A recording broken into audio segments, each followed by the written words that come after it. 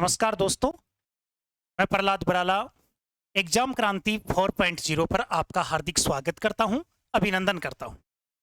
दोस्तों, आज का अपना जो चैप्टर होगा वो भारतीय इतिहास में मौर्य राजवंश की बात करेंगे। मौर्य राजवंश के बारे में चर्चा करेंगे। इससे पहले हम जिस चैप्टर में जो चर्चा का हमारा विषय होगा वो विषय होगा नंद राजवंश। नंद राजवंश के अंतिम शासक गणानंद को पराजित करके ही सम्राट चंद्रगुप्त मौर्य ने अपने गुरु चाणक्य की सहायता से मौर्य राजवंश की स्थापना की थी। मौर्य राजवंश के बारे में जब भी हम चर्चा करते हैं, मौर्य राजवंश, अब मौर्य राजवंश का जो कालखंड रहा है वो रहा है 322 ईसा पूर्व से 184 ईसा पूर्व। यह अपना काल रहा मौर्य काल का। अब भारत पर स्थित 16 महाजनपदों में सबसे बड़ा महाजनपद जो था वो था मगध, और मगध महाजनपद की राजधानी, प्रारंभिक राजधानी उसकी राजगृह, गिरिवर्ज और उसके बाद में पाटलिपुत्र। पाटलिपुत्र की स्थापना गंगा व सोन नदी घाटियों में जो शासक थे उदयन के द्वारा इसकी स्थापना की गई थी। अब मगध साम्राज्य पर जो अधिकार किया मौर्य वंश के राजा चंद्रगुप्त मौर्य ने, ये भारत के पहले स्वतंत्रता सेनानी और भारत के प्रमुख मुक्तिदाताओं में इनका नाम है। कश्मीर के राजा, हिमालय के शासक प्रवर्तक की सहायता लेकर अपने गुरु चाणक्य की सहायता से इन्होंने मौर्य राजवंश की स्थापना की थी। 322 ईसा पूर्व से लेकर 184 ईसा पूर्व तक मौर्य राजवंश ने मगध साम्राज्य पर राज किया। मगध सबसे बड़ा महाजनपद था। अब हम बात करें तो नंद वंश के अंतिम शासक गणानंद को पराजित किया। जैसा कि भारतीय ऐतिहासिक स्रोतों से हमें मालूम चलता है कि जब सिकंदर के आक्रमण की, यूनान के शासक और विश्व विजेता सिकंदर के आक्रमण की सूचना उस दौर में तक्षशिला के प्रोफेसर आचार्य चाणक्य को मिली, तो उन्होंने आस पड़ोस की सभी देशी रियासतों में जाकर यह बात बोली कि भाई आप आपस की लड़ाई छोड़ दीजिए और एकजुट हो जाइए, इस भारत पर सिकंदर का आक्रमण होने वाला है। तो किसी ने उनकी बात पर ध्यान नहीं दिया। अंत में वो मगध साम्राज्य के सबसे बड़े राजा महाराज नंद के दरबार में पहुंचे, और नंद के दरबार में भारतवर्ष का उत्सव मनाया जा रहा था, नृत्यगान चल रहा था। आचार्य चाणक्य ने उन्हें कहा कि सिकंदर का आक्रमण होने वाला है। तो दुर्दांत शासक नंद ने यह कहा कि ये कौन है मूर्ख प्रोफेसर जो मुझे समझाने के लिए आ गया। यह बात कहकर उसे धक्का देकर आचार्य चाणक्य को बाहर निकाल दिया जाता है। जब वो नीचे गिरे तो उनकी सिका खुल गई, और इस बात को ध्यान रहे, ये बात कि आचार्य चाणक्य ने अपने मन में उसी दिन ये बात गांठ बांध ली थी कि जब तक राजा नंद में तेरा शासन नहीं उखाड़ कर फेंकूंगा तब तक मैं चैन का सांस नहीं लूं। और इतिहासकारों के मतों के अनुसार अलग अलग बातें ये बताई गई हैं कि शूद्र जाति का बताया गया, क्षत्रिय जाति का बताया गया। राजकिलम का खेल खेलने वाले एक छोटे से बालक को आचार्य चाणक्य ने भारत का सम्राट बना दिया। यह अपने आप में बहुत बड़ा अविस्मरणीय उदाहरण है। नंद वंश को पराजित करके ही चंद्रगुप्त मौर्य ने मौर्य वंश की नींव रखी थी। मौर्य वंश, जैसा कि इतिहासकार गेबेंडेले के अनुसार बताया गया है, इनका प्रतीक चिन्ह मयूर था, और मयूर के आधार पर ही इस राजवंश का नाम मौर्य राजवंश रखा गया। सबसे पहले हम बात करें संस्थापक, तो दोस्तों इसके संस्थापक जो मौर्य वंश के रहे उनका नाम है चंद्रगुप्त मौर्य। चंद्रगुप्त मौर्य।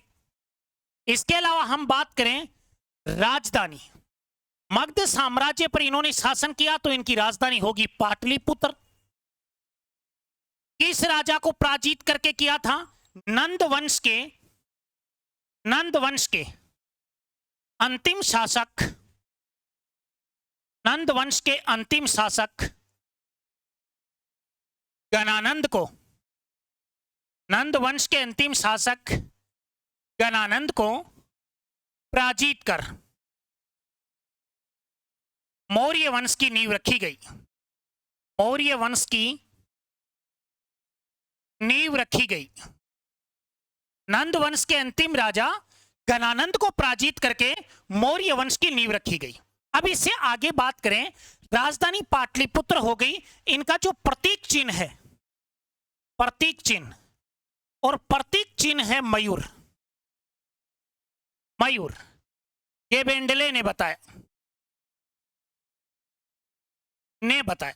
मयूर चिन्ह कौन सा होगा? ये जो प्रतीक चिन्ह है ये होगा अपना कौन सा? मयूर। अब इसके अलावा बात करें कि हम किसी भी चैप्टर को समझने से पहले या ऐतिहासिक पृष्ठभूमि पर जब भी हम बात करते हैं तो हम उनके स्रोतों की जरूर बात करेंगे।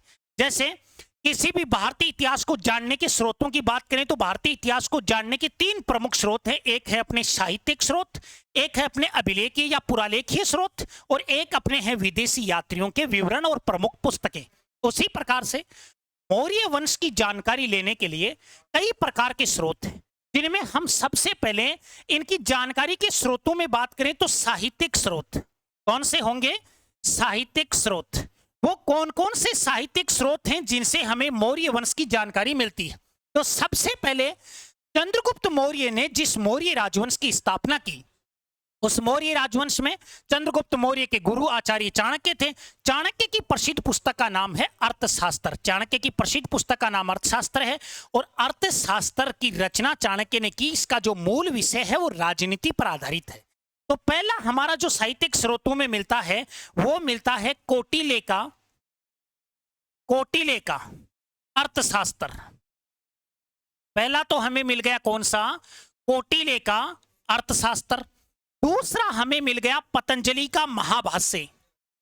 पतंजलि का महाभाष्य, यह ग्रंथ मिल गया पतंजलि का महाभाष्य।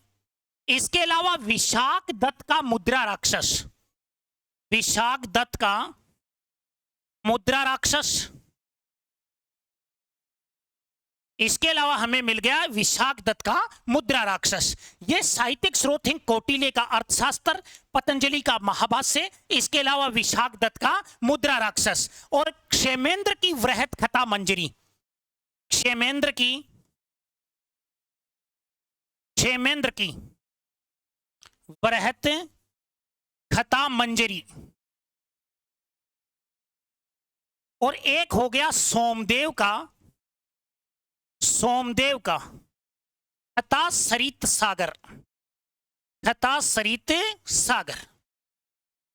दोस्तों इस बात का अंदाजा हम इससे लगा लेते हैं, मौर्य राजवंश की स्थापना 322 ईसा पूर्व में नंद वंश के राजा गणानंद को पराजित करके जब चंद्रगुप्त मौर्य ने की, राजधानी अपनी पाटलिपुत्र, नंद वंश के अंतिम शासक को पराजित किया। प्रतीक चिन्ह मयूर था। साहित्यिक स्रोतों में एक तो हो गया अपना कोटिले का अर्थशास्त्र, क्षेमेंद्र की वृहत कथा मंजरी, पतंजलि का महाभाष्य, सोमदेव का कथा सरित सागर और विशाख दत्त का मुद्रा राक्षस। ये वो साहित्य ग्रंथ हैं जिनमें किसकी जानकारी मिलती है? मौर्य राजवंश की जानकारी मिलती है। मौर्य राजवंश, इसके बारे में बड़ी कहानियां चलती हैं।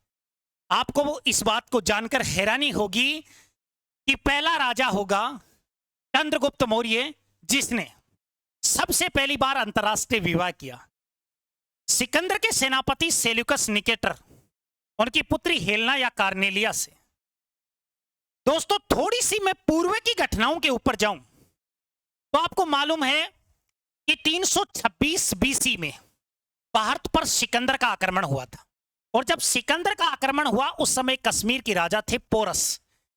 तो पोरस को हाइडेस्पीज के युद्ध में, जैसे यूनानी लेखकों के अनुसार बताया गया है, झेलम नदी का युद्ध या विस्तता का युद्ध, इस युद्ध में सिकंदर ने राजा पोरस को पराजित किया।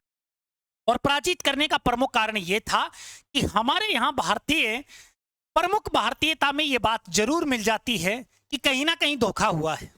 और यह बात पहली बार दर्शाई गई जब तक्षशिला के शासक आम्बी ने पोरस का साथ छोड़ दिया और सिकंदर के साथ मिल गया। अब जब जब भी घर टूटेगा पड़ोसी आकर लूटेगा। जब अपनों में मुनाफिक और गद्दार पैदा हो जाए तो मैदान में खड़ा शेर भी कुत्तों से बाजी हार जाता है। यह बात रही जब आम्बी ने धोखा दिया तो राजा पोरस को हारना पड़ा। और राजा पोरस को हराकर सिकंदर ने अपने प्रिय घोड़े बहुकेफला के नाम पर कश्मीर में एक बहुकेफला नगर भी बसाया। इसके 2 सेनापति थे सिकंदर के। एक स्थलीय सेनापति था जो प्रमुख सेनापति के रूप में रहा, सेल्यूकस निकेटर, और एक सेनापति था जलीय सेनापति जिसे नियार्क्स के नाम से हम जानते हैं। राजा पोरस को पराजित करने के बाद में सिकंदर ने राजा पोरस से पूछा कि बता राजा पोरस, तेरे साथ क्या किया जाए। और ये भारतीय राजा ये आंसर दे सकता है। उस दौर के राजा पोरस ने कहा कि जैसा महाराज एक राजा दूसरे राजा के साथ करता।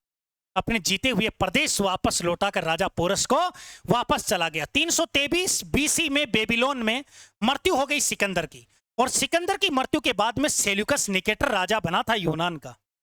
चंद्रगुप्त मौर्य से युद्ध लड़ा 305 बीसी में, और उस युद्ध में इतनी बुरी हार हुई सेल्यूकस निकेटर की, जैसा कि जस्टिन और प्लूटार्क के अनुसार हमें मालूम चलता है कि 6 लाख की सेना से हिंदुकुश पर्वतमाला की घाटियों में, सिंध प्रांत के धोरों में 6 लाख की सेना से चंद्रगुप्त मौर्य ने बहुत बुरी तरीके से सेल्यूकस निकेटर को पराजित कर दिया। विवश होकर सेल्यूकस निकेटर ने अपने 4 प्रांत कंधार, काबुल, अराकानियोमा और हेरात जैसे प्रदेश वापस लौटाने पड़े चंद्रगुप्त मौर्य को, और अपनी बेटी कार्नेलिया या हेलेना का विवाह करना पड़ा। और यही नहीं, भारत में आने वाला प्रथम विदेशी राजदूत, जिसे हम मेगास्थनीज के नाम से जानते हैं, जिसने इंडिका की रचना की, और इस इंडिका का मूल विषय पाटलिपुत्र का नगर विन्यास है, जिसमें पाटलिपुत्र का भव्य वर्गीकरण किया गया और पाटलिपुत्र को पोलिब्रोथा कहा गया। उस इंडिका के रचनाकार और प्रथम विदेशी राजदूत मेगास्थनीज भी चंद्रगुप्त मौर्य के दरबार में आए। फिर बहुत सी बातें हैं। हम जिस विषय पर बात कर रहे हैं वो विषय अपना मौर्य राजवंश में हमारे को यह मिले, एक तो मिला कौटिल्य का अर्थशास्त्र, जो साहित्यिक स्रोतों में हमें जानकारी मिलती है। अब साहित्यिक स्रोतों में यह साहित्यिक स्रोत, अब पहला राजा जब चंद्रगुप्त मौर्य बना तो चंद्रगुप्त मौर्य का धर्म है जैन धर्म। तो जैन धर्म के वो कौन कौन से ग्रंथ हैं जिनसे हमें मौर्य राजवंश की जानकारी मिलती है? अब जैन साहित्य में एक तो होगा, देखिए ध्यान से, जैन साहित्य, वे जैन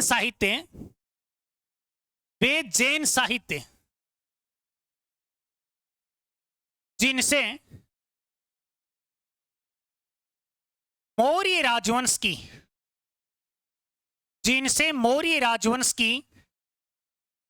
जानकारी मिलती है, जिनसे मौर्य राजवंश की जानकारी मिलती है।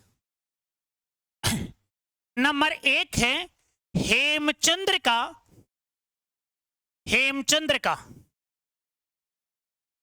परिशिष्ट पर्वन। हेमचंद्र का परिशिष्ट पर्वन ग्रंथ है, जिससे मौर्य वंश की क्या मिलती है? जानकारी। और दूसरा है भद्रबाहु, और भद्रबाहु इसका एक ग्रंथ है कल्पसूत्र। कौन सा ग्रंथ है? कल्पसूत्र। ये 2 जैन ग्रंथ हैं जिनसे हमें मौर्य राजवंश की जानकारी मिलती है। पहला हेमचंद्र का परिशिष्ट पर्वन, और दूसरा कौन सा है? भद्रबाहु का कल्पसूत्र ग्रंथ है। इसके अलावा हमें जब ये आगे बात करते हैं तो मौर्य राजवंश में अशोक चक्रवर्ती सम्राट अशोक बौद्ध धर्म का बहुत बड़ा अनुयायी था। तो वे बौद्ध ग्रंथ कौन कौन से हैं? किसी भी चैप्टर को शुरू करने से पहले दोस्तों हमें इस बात का जरूर आकलन कर लेना चाहिए कि प्रमुख रूप से वो कौन कौन से स्रोत रहे होंगे जिनसे हमें किसी भी इतिहास की जानकारी मिली होगी। अब इतिहास की जानकारी मिली है, जैन धर्म के ये 2 ग्रंथ हैं, साहित्यिक स्रोत मैंने आपको बताइए। अब बौद्ध साहित्य कौन कौन सा है जिनसे जैन धर्म की जानकारी मिलती, ये बौद्ध मौर्य वंश की जानकारी मिलती है? तो बौद्ध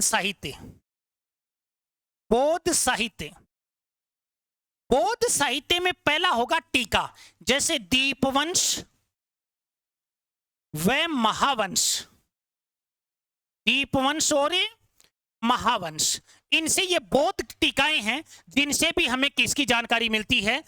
बौद्ध धर्म की जानकारी मिलती है। और इसके अलावा एक बौद्ध ग्रंथ है दिव्यावदान।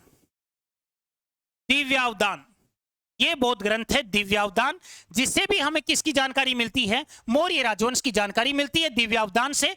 और इसी दिव्यावदान में चंद्रगुप्त मौर्य को क्षेत्रीय कहा गया है। यह तो हमारे मौर्य वंश को जानने के प्रमुख स्रोतों की बात हुई। अब हम सेक्युलर अगर किसी राजा की बात करेंगे तो संस्थापक से शुरू करते हैं किसी भी राजवंश को। तो संस्थापक जो हैं वो संस्थापक हैं चंद्रगुप्त मौर्य। अब हम चंद्रगुप्त मौर्य की जीवनी के बारे में और वो कैसे राजा बने इसके बारे में समझते हैं। यह केस स्टडी में आपको बताया जाता है कि ये इसी राजवंश का एक राजा हुआ था अशोक, जिसने भारत में सबसे पहले अभिलेख और पुरालेख लिखवाने के लेखन कार्य शुरू किया था। कि गिरा जहां का खून वहां का फत्तर फत्तर जिंदा है, गिरा जहां का खून वहां का फत्तर फत्तर जिंदा है, जिस्म नहीं मगर नाम का अक्सर अक्सर जिंदा है। जीवन में ये अमर कहानी अक्सर अक्सर गढ़ लेना, और शौर्य कभी सो जाए तो अशोक मौर्य को याद कर लेना। ऐसा राजा जो चंद्रगुप्त की तीसरी पीढ़ी में हुआ, बिंदुसार का बेटा था। शुरुआत करते हैं 3 साहित्यिक स्रोतों के बाद में हम बात करेंगे चंद्रगुप्त मौर्य की। आइए, चंद्रगुप्त मौर्य मौर्य वंश के संस्थापक हैं चंद्रगुप्त मौर्य। शासन काल रहा है दोस्तों इनका 322 बीसी से 298 ईसा पूर्व। ये इनका शासन रहा चंद्रगुप्त मौर्य का। अब चंद्रगुप्त मौर्य की एक बार पूरी कहानी के बारे में समझेंगे, उसके बाद में चलते हैं आगे। चंद्रगुप्त मौर्य के बारे में देख लीजिए। चंद्रगुप्त मौर्य जिसके बारे में कोई विशिष्ट वर्णन अगर मिलता है तो वो है कौटिल्य का अर्थशास्त्र, जो इसका प्रमुख स्रोत है अध्ययन की दृष्टि से। दोस्तों, चंद्रगुप्त मौर्य शूद्र जाति का इसे बताया गया, इसे नाई जाति का बताया गया, इसे क्षत्रिय भी बताया गया, इसे वैश्य भी बताया गया। जो बातें हम आगे करेंगे कि किस विद्वान के अनुसार चंद्रगुप्त मौर्य की जाति क्या बताई गई है।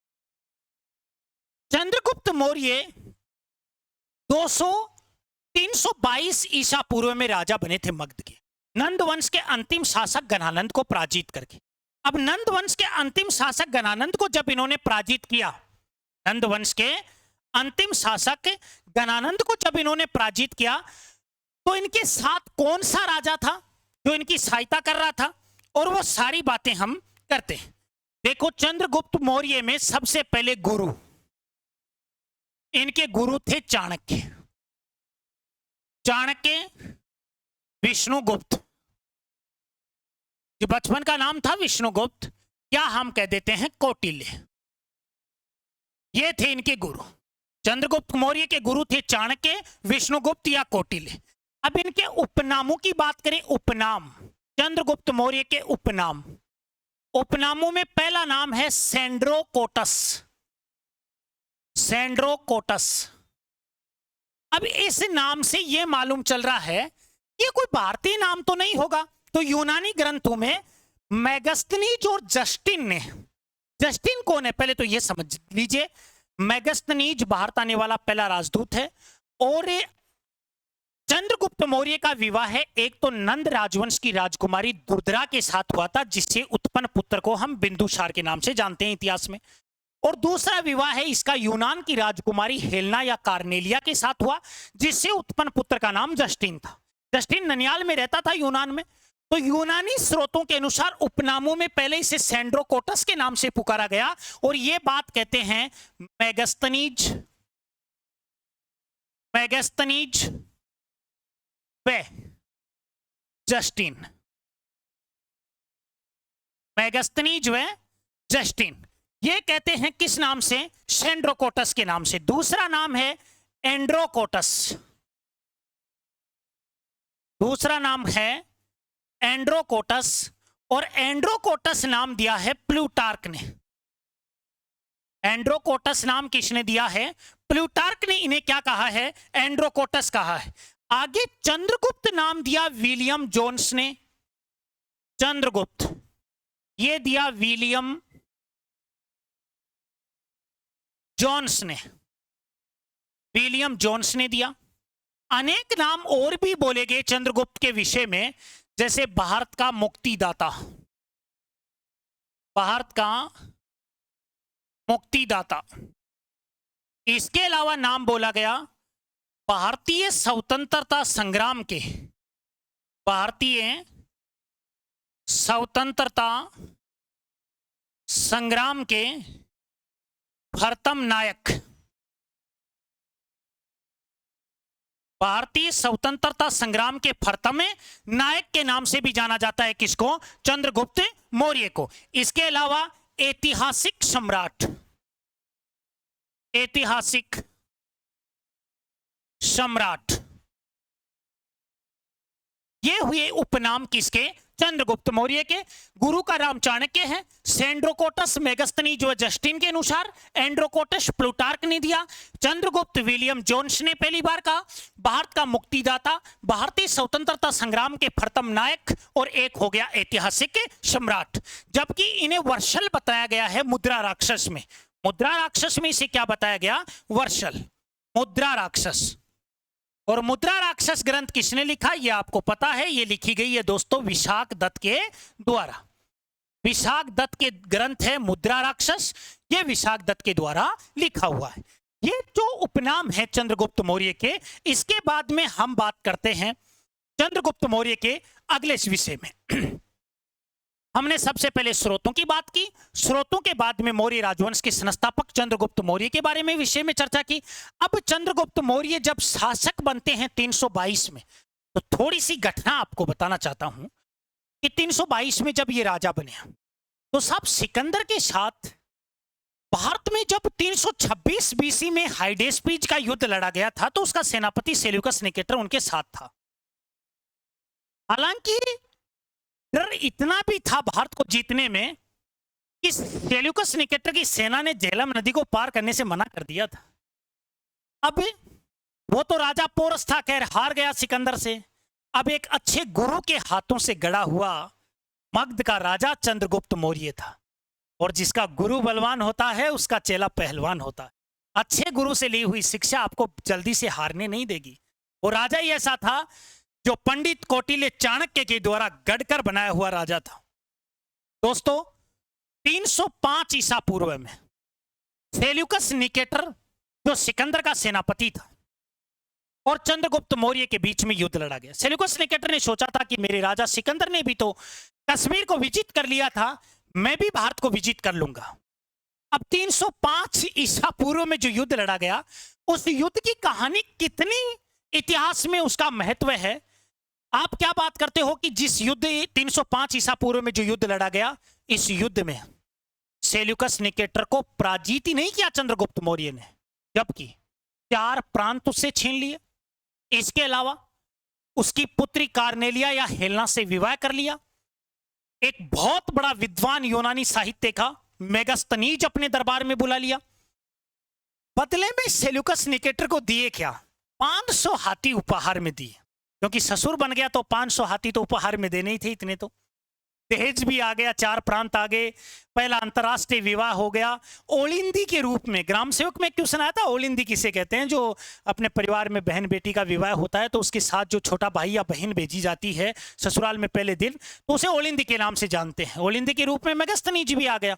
सब कुछ हुआ, एक बार की घटना है। और कैसा प्रधानमंत्री था इस देश का चाणक्य, और कैसे प्रधानमंत्री, कैसा दौर आ गया। दोस्तों हर बाप की ये इच्छा भी होती है। एक बार यूनान में सेल्यूकस निकेटर ने सोचा, यार मैं पराजित भी हो गया, मेरी बेटी का विवाह, जो हेलेना थी इकलौती बेटी, उसका विवाह मैंने चंद्रगुप्त मौर्य के साथ किया। इस बात से आहत होकर एक बार उसने सोचा कि मैं मेरी बेटी से मिलने के लिए भारतवर्ष जाऊं, क्योंकि हमारी संस्कृति अलग है, उनकी संस्कृति अलग है, और बहुत दूर शादी हुई है, तो हर बाप की इच्छा भी होती है। वो अपनी बेटी से मिलने के लिए आया। 2 महीने तक भारत में रुका, सम्राट चंद्रगुप्त मौर्य के दरबार में। 2 महीने रुकने के बाद में जब वो जाने लगे, तो सम्राट चंद्रगुप्त ने उनके लिए एक ऐतिहासिक समारोह की आयोजन किया, और आयोजन किया, भारतवर्ष का उत्सव मनाया गया, विदाई समारोह था। तो हाथ जोड़कर जब जाने लगे, तो चंद्रगुप्त मौर्य सेल्यूकस निकेटर के सामने खड़े होते हैं और उनसे कहते हैं कि सम्राट चंद्रगुप्त कि महाराज सेल्यूकस निकेटर, मेरे देश में आपको कोई तकलीफ तो नहीं हुई? अब सेल्यूकस निकेटर का आंसर सुनिए। सेल्यूकस निकेटर क्या कहता है कि नहीं, आपके राज्य में मुझे किसी भी प्रकार की तकलीफ नहीं हुई, पर सम्राट एक शिकायत है आपसे। जब से मैं इस कंदहार से भारत में घुसा हूं, तब से आपके गुप्तचर मेरा पीछा कर रहे हैं। अब देखो साहब, आओ देखान ताव, चंद्रगुप्त मौर्य ने कहा, ये गुप्तचर मेरे ससुर के पीछे, ये किसके आदेश से चल रहे थे? जब भरी सभा में यह बात पूछी गई तो कोने में बैठे चाणक्य ने हाथ खड़ा किया कि सम्राट, ये जो गुप्तचर थे ये मेरे कहने पर पीछा कर रहे थे। बोले गुरुजी, आपने इतना अन्याय क्यों किया मेरे ससुर के साथ? अगर कोई दूसरा होता तो मैं उसकी गर्दन उतार लेता, पर क्या अब सजा दूं आपको? चाणक्य ने मुस्कुराते हुए कहा कि शायद चंद्रगुप्त मौर्य भूल गया है, तो ये तेरा ससुर ही है। ये वही व्यक्ति है जो 305 ईसा पूर्व में तेरे को पराजित करने के लिए भी आया था। इस राज्य का गृह मंत्री होने के नाते, इस राज्य का प्रधानमंत्री होने के नाते ये मेरा कर्तव्य बनता है कि दूसरे देश के राजा किस राजा से मिल रहा है, राज्य के हित में बात कर रहा है या अहित में बात कर रहा है, ये सारी चीजें नोट कर रहा था। और ये मेरा दायित्व भी है। ऐसे प्रधानमंत्री थे चाणक्य। चाणक्य की तो बहुत सी कहानियां हैं। आगे जैसे जैसे चैप्टर बढ़ेगा कहानियों का दौर भी वैसे ही चलेगा, क्योंकि इतिहास एक सब्जेक्ट ही ऐसा है, हिस्ट्री, जिसमें स्टोरी, कहानी सबसे ज्यादा, और एक सुव्यवस्थित ज्ञान के ध्यान अध्ययन पर इसकी एक अलग पृष्ठभूमि है। हम उसी चैप्टर पर बात करेंगे। तो साहब, अब आगे हम बात करते हैं चंद्रगुप्त मौर्य और सेल्यूकस निकेटर के बीच में। दोस्तों, 305 ईसा पूर्व का युद्ध, 305 ईसा पूर्व का युद्ध। अब इस युद्ध के बारे में देखिए। यह युद्ध लड़ा गया था यूनानी शासक Seleucus Nicator versus Chandragupta Maurya. ठीक है, विजेता कौन हुए इस युद्ध में? विजेता थे चंद्रगुप्त मौर्य। चंद्रगुप्त मौर्य, चंद्रगुप्त मौर्य की सहायता की थी, एक तो कौन थे इनके गुरु कौटिल्य, चाणक्य, और एक था हिमालय का शासक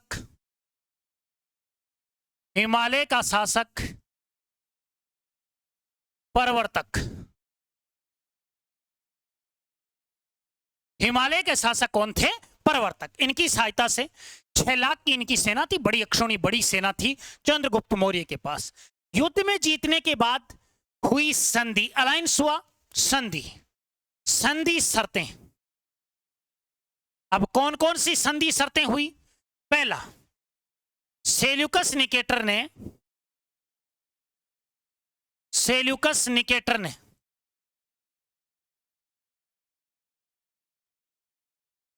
4 प्रांत चंद्रगुप्त को दिए। सेल्यूकस निकेटर ने 4 प्रांत चंद्रगुप्त को दिए, काबुल, कंदार, हेरात और मकरान। काबुल, दूसरा है कंदार, तीसरा है हेरात और चौथा है मकरान। ये 4 प्रांत तो मिल गए चंद्रगुप्त मौर्य को। इसके अलावा दूसरा, सेल्यूकस निकेटर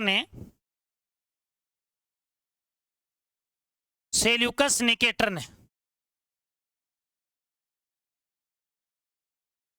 अपनी पुत्री कार्नेलिया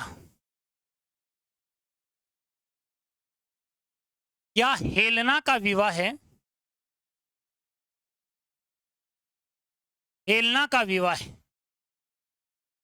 चंद्रगुप्त के साथ किया, चंद्रगुप्त के साथ कर दिया। यह भारत का पहला अंतरराष्ट्रीय विवाह है। अंतरराष्ट्रीय विवाह, प्रथम क्या है? अंतरराष्ट्रीय विवाह है। इसके अलावा हम बात करें तो एक अपना दरबारी विद्वान मेगस्तनीज को कहां भेजा? भारत भेजा। भारत आने वाला प्रथम विदेशी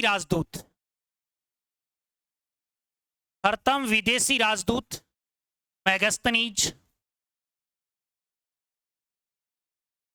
प्रथम विदेशी राजदूत कौन आया? मेगास्थनीज। और इसके अलावा हम बात करें तो चंद्रगुप्त मौर्य ने, यह शर्त उल्टी है, चंद्रगुप्त मौर्य ने सेल्यूकस निकेटर को 500 हाथी उपहार में दिए। ये युद्ध की संधि शर्तें थी। 305 ईसा पूर्व में युद्ध लड़ा गया। विजेता चंद्रगुप्त मौर्य, सहायता गुरु चाणक्य, 6 लाख की सेना थी। हिमालय का शासक प्रवर्तक था। 4 प्रांत काबुल, कंदार, हेरात और मकरान। इसके अलावा सेल्यूकस निकेटर ने अपनी पुत्री कार्नेलिया या हेलना का विवाह चंद्रगुप्त के साथ, अंतरराष्ट्रीय विवाह है पहला। प्रथम विदेशी राजदूत मेगास्थनीज आ गया दरबार में और चंद्रगुप्त मौर्य ने क्या दिए? 500 हाथी उपहार में दिए। ये तो हुई विवाह की शर्तें। अब ये जब शर्तें हुई, इसके अलावा हम बात करते हैं मेगास्थनीज के बारे में। एक बार मेगास्थनीज के बारे में चर्चा कर लेते हैं। मेगास्थनीज के बारे में देखिए,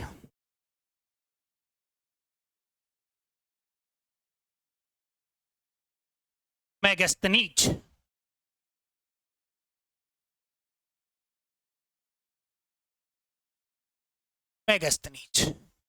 ये है भारत आने वाला प्रथम विदेशी राजदूत। भारत आने वाला प्रथम विदेशी राजदूत। इनकी जो प्रमुख पुस्तक है, प्रमुख पुस्तक, वो है इंडिका। प्रमुख पुस्तक का नाम क्या है? इंडिका। इसका 1891 में अंग्रेजी अनुवाद, 1891 में अंग्रेजी अनुवाद मैकेंडल ने किया। इंडिका का 1891 में जो अंग्रेजी अनुवाद किया गया, वो किसके द्वारा किया गया? मैकेंडल के द्वारा किया गया। ये तो हुए मेगास्थनीज के बारे में। अब हम चंद्रगुप्त मौर्य के बारे में बात करें तो चंद्रगुप्त मौर्य ने दक्षिणी भारत में भी विजय प्राप्त की। और दक्षिणी भारत में विजय प्राप्त की तो 2 तमिल ग्रंथ हैं। नोट, तमिल ग्रंथ एहनानुरू व पुरनानुरू में चंद्रगुप्त की दक्षिणी विजयों की जानकारी मिलती है। दक्षिणी विजयों की क्या मिलती है जानकारी? ये 2 ग्रंथ थे जिनसे दक्षिणी विजयों की जानकारी मिलती है। इसके अलावा चंद्रगुप्त मौर्य ने बंगाल पर अपना अधिकार किया। सौराष्ट्र पर भी इन्होंने अधिकार किया, जूनागढ़ पर, सौराष्ट्र पर। वहां के शासक रुद्रदामन को पराजित किया। चंद्रगुप्त मौर्य जैन धर्म के अनुयायी थे। चंद्रगुप्त मौर्य किस धर्म के अनुयायी थे? जैन धर्म के। और धर्म के मामले में अगर इनके गुरु का नाम है तो वह है भद्रबाहु। देखते हैं आगे। चंद्रगुप्त मौर्य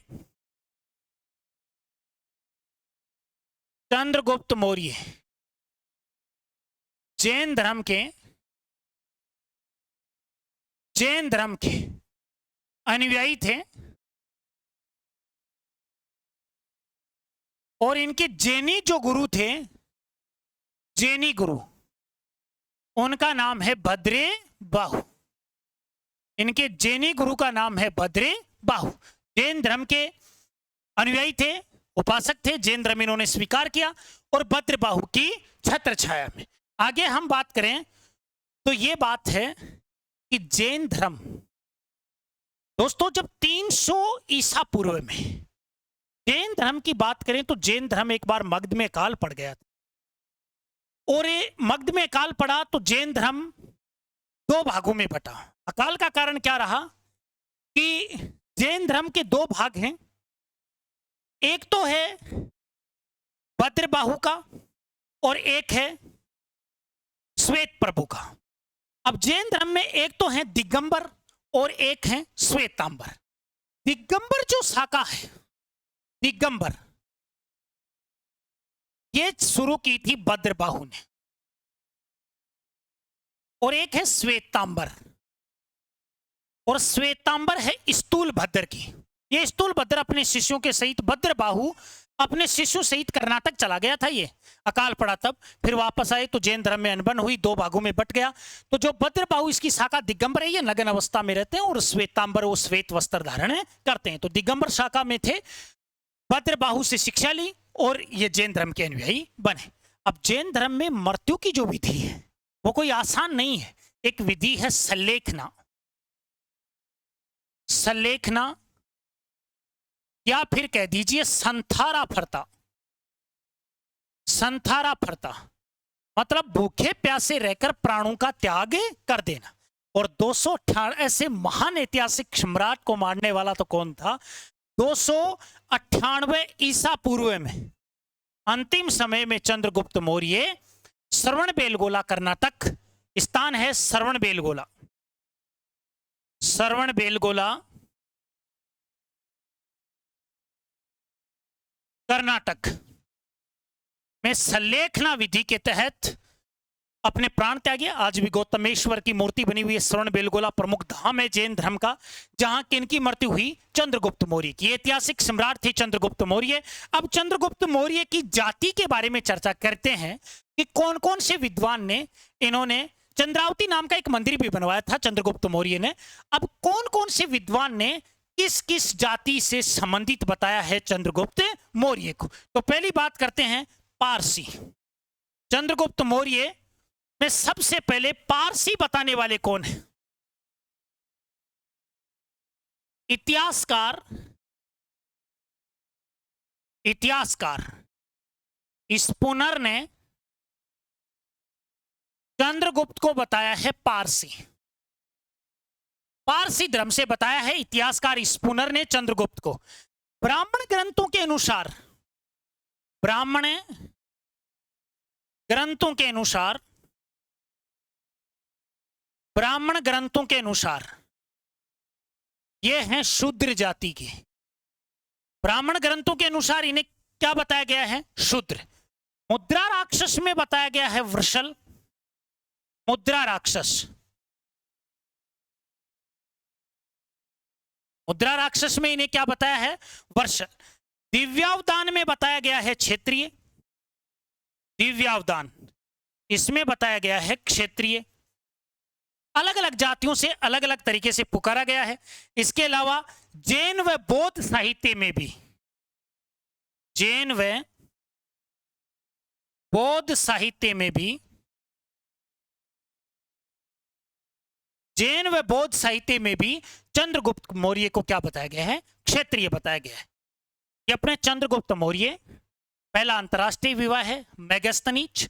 हम सारी बातें करेंगे मौर्य राजवंश के प्रशासन में, स्थापत्य में, क्योंकि चंद्रगुप्त मौर्य के समय ही सौराष्ट्र के गवर्नर, ये बड़ी बात, चंद्रगुप्त मौर्य के काल में, चंद्रगुप्त मौर्य के काल में सौराष्ट्र के गवर्नर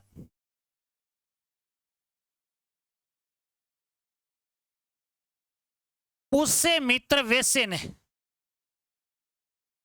उससे मित्र वैश्य ने गिरनार पर्वतमाला में, गिरनार पर्वतमाला ये गुजरात में है, सुदर्शन झील का निर्माण करवाया था।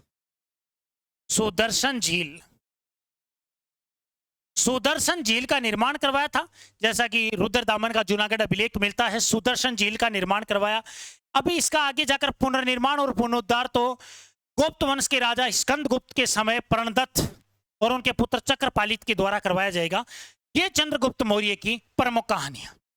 चंद्रगुप्त मौर्य के बारे में अब थोड़ी सी कहानी के बारे में सुन लीजिए। क्या इसकी कहानी रही है चंद्रगुप्त मौर्य की? शादी हुई हेलना के साथ, कैसे गुरु थे चाणक्य, प्रधानमंत्री रहे भारत के चंद्रगुप्त मौर्य के काल में। और जब चंद्रगुप्त मौर्य के काल में भारत के प्रधानमंत्री थे चाणक्य, तो एक बार कहा जाता है, ऐतिहासिक कहानियां हैं कि कोई चीन का यात्री था और चीन के यात्री ने सोचा कि मैं भारत के प्रधानमंत्री से मिलने के लिए, उनका दौरा तय हुआ। तो चीन में उसने खूब अच्छी तरीके से उनका स्वागत किया गया कि आज ये भारत यात्रा पर भारत के प्रधानमंत्री चाणक्य से मिलने के लिए जाएगा। अब साहब मगध में पहुंचा, वहां कर उन्होंने पूछा कि भारत का प्रधानमंत्री आचार्य चाणक्य से मैं मिलना चाहता हूं। तो उन्हें बताया गया कि दूर जंगलों में एक कुटिया है और उस कुटिया में एक बूढ़ा ब्राह्मण रहता है, वो भारत का प्रधानमंत्री है। अचंभित हुआ चीनी यात्री, उसने सोचा था कि यार भारत का प्रधानमंत्री बड़ा मगध में पाटलिपुत्र के कोई रिहायशी महलों में रहता होगा। अब जब वो गया और जाकर देखा कि कुटिया में एक बूढ़ा ब्राह्मण अपनी धोती सिल रहा है, जाकर नमस्ते किया, बैठे। अब देखते ही देखते क्या हुआ कि चाणक्य ने एक डिबरी जला रखी थी, उस डिबरी को बुझाया और दूसरी डिबरी जलाई। तो हाथ जोड़कर चीनी यात्री ने आचार्य चाणक्य से पूछा कि आचार्य, क्या आपके देश में कोई परंपरा है क्या ऐसी कि जब कोई व्यक्ति आता है तो एक डिबरी बुझाई जाती है, दूसरी जलाई जाती है कि नहीं? इतनी देर इस डिबरी में जो तेल था वो मेरी निजी वेतन का तेल था, जिसे मैं निजी काम कर रहा था। और अब जब दो सरकारों के बीच में संधि होगी, अलायंस होगा, तो ये जो डिबरी मैंने जलाई है इसमें सरकारी तेल है, अब राज्य का काम करेंगे। इतने ईमानदार मंत्री परिषद के प्रमुख ज्ञाता और उस जमाने में एक बड़ी मंत्री परिषद खड़ी करने वाले प्रधानमंत्री चाणक्य, जिनका बचपन का नाम कौटिल्य था, इनके पिता चणक थे, चणक ऋषि। मगध में इनका जन्म हुआ। अर्थशास्त्र इनका प्रमुख ग्रंथ है, मूल विषय राजनीति पर आधारित है। राजनीति इनका प्रमुख विषय रहा है अर्थशास्त्र का। अब चाणक्य के विवाह, जब बात करें चाणक्य इसकी चंद्रगुप्त मौर्य के विवाह की, तो विवाह हुआ दो। पहला विवाह है जब इसने महाराज घनानंद को पराजित किया, नंद वंश के राजा को, आचार्य चाणक्य की सहायता से। तो नंद की राजकुमारी दुर्धरा से विवाह किया, जैसे कि जैन ग्रंथों के अनुसार बिंदुसार की मां का नाम दुर्धरा है। और दूसरा विवाह जब 305 ईसा पूर्व में युद्ध लड़ा गया, तो इस युद्ध में हेलना या कार्नेलिया से विवाह हुआ, जो यूनानी राजकुमारी थी। अब ऐसा कहा जाता है कि जब यूनान की राजकुमारी आ गई थी तो दुर्धरा के गर्भ में बच्चा था उस समय। उसने क्या किया कि तंग आकर आचार्य जो चंद्रगुप्त मौर्य थे, वो तो अपनी पत्नी जो ज्यादा महत्व देते थे वो यूनानी राजकुमारी हेलना पर देते थे। तंग आकर उसने जहर पी लिया। और ऐसा कहा जाता है जैन ग्रंथों के अनुसार कि जो जहर पिया, ये जहर जो बालक पेट में था उसके ललाट पर बिंदु बन गई, और जब उसका जन्म हुआ तो ललाट पर बिंदु मिली, इसी कारण इसका नाम बिंदुसार रखा गया। और एक हेलना की कोख से जो पुत्र हुआ उसका नाम जस्टिन है, जो यूनान में रहा, जिसने चंद्रगुप्त मौर्य की सेना को डाकुओं की सेना बोला है। जस्टिन ने चंद्रगुप्त मौर्य की सेना को डाकुओं की सेना कहकर पुकारा है। प्लूटार्क जो प्रमुख इतिहासकार रहे। अब अगला जो राजा बनेगा वो बनेगा बिंदुसार। अब बिंदुसार जो हम पढ़ेंगे वो अगले चैप्टर में इसका अध्ययन करते हैं, बिंदुसार का। धन्यवाद।